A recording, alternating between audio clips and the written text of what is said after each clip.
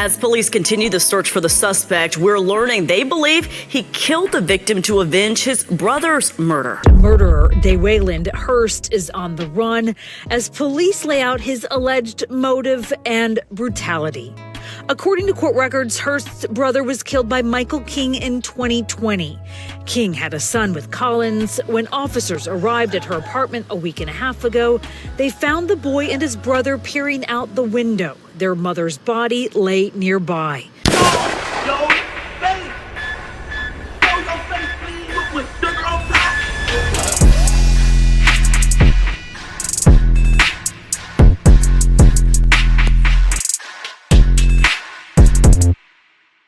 Hey, what's up, y'all? Y'all know my slogan.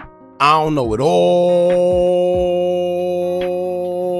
but I know what I've been through. Now, before we get into this video, make sure you check us out on Patreon at www.patreon.com/Hookah Anonymous _. You guys been telling us to create one for the longest, so we recently created a community where we will upload videos that we can't share on YouTube due to their guidelines. We'll also be dropping the latest to there first, behind the scenes information that you wouldn't find anywhere else on our socials. So make sure you become a member, and after you do that, head over to our official Instagram page at Hookah Anonymous _ and follow us there.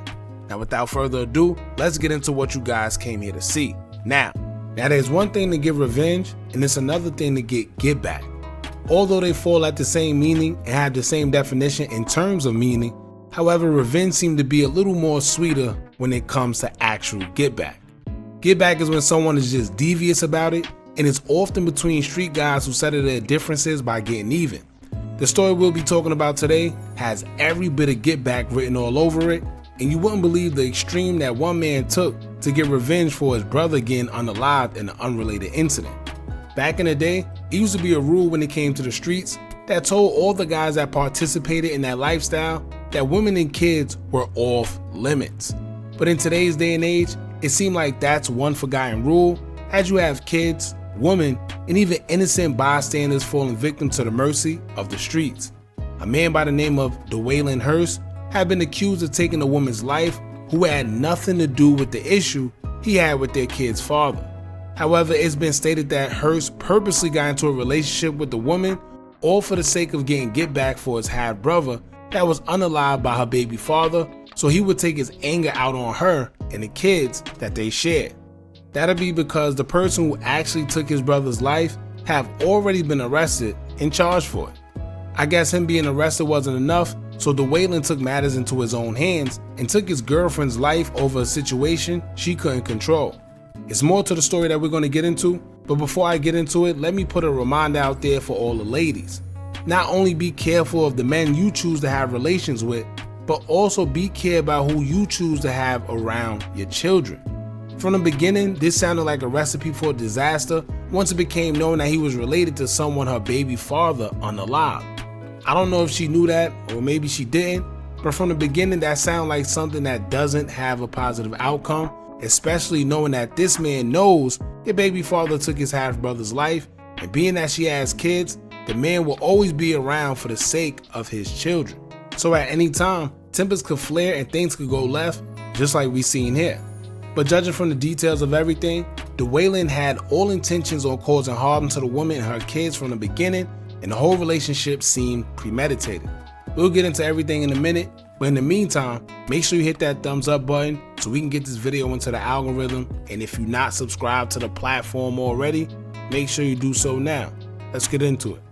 Back in 2020 of July, a man by the name of Daiwan Triplett was unalived by a man named Michael King. Michael King was arrested and charged with the unaliving of Triplett and is now serving time in prison. When most would think justice had been served by the court of law, it wasn't enough for his half-brother, 22-year-old Dewayland Hurst.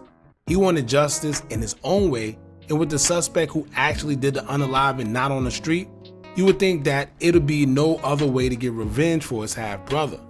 However, Hurst would come up with an interesting plan to target Michael King and try to hit him where it hurts, even though he couldn't get to him himself. They say in most cases in the streets, when it comes to revenge, a man can hide, but when someone gets tired of looking for you, they target your family and try to hurt you that way instead of not being able to find you.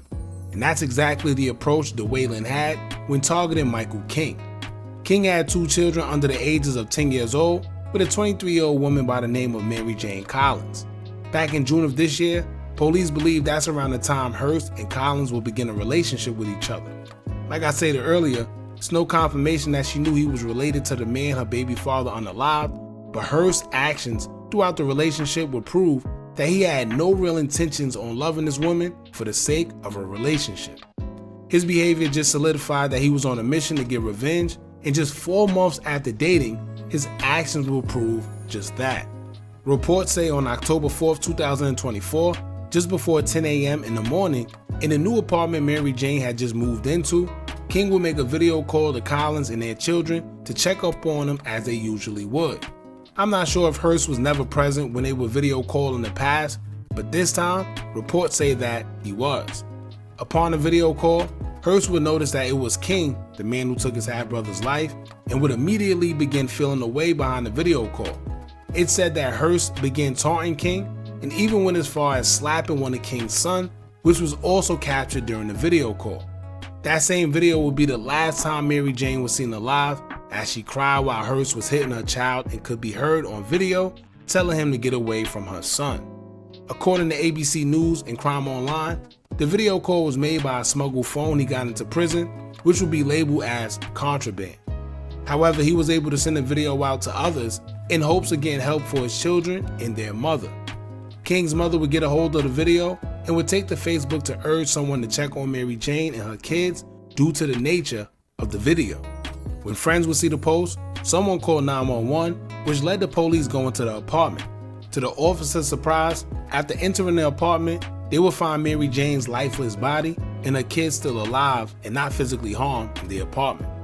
Mary Jane's wounds would show that she had been stabbed to death. At the time, there were no suspects because police had to do proper investigation.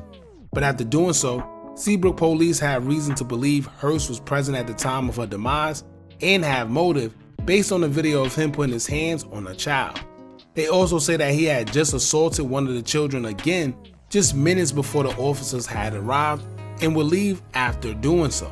Just before 11 a.m., a Ring camera attached to the home would capture Hurst leaving the location, and officers say he left in a very evasive way. Hurst hasn't been captured and is still on the loose. A warrant has been put out for his arrest, and police are urging if anyone knows anything to say something. The kids who now have to live without their parents because one is deceased and the other one is behind bars for a long time now have to resort to being in the care of their grandmother. Officers have come to the conclusion that Hurst's main motive in the relationship with Mary Jane was never about love. And in fact, it was always about revenge for a child's father unaliving his half-brother. It's not just the short 4 months that they were together in which this happened, but it's also been brought up that prior to the October 4th incident, it said that Hurst been abusing Mary Jane, as she even told her friends and showed them bruises and injuries she suffered from him just days before he took her life.